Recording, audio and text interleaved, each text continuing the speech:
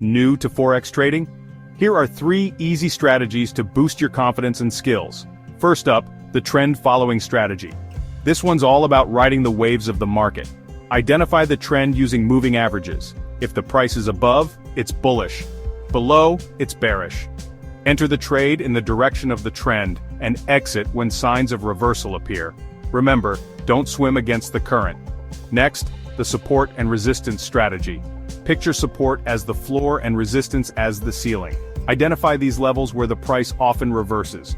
Buy at support in an uptrend, sell at resistance in a downtrend, and exit on a breakout.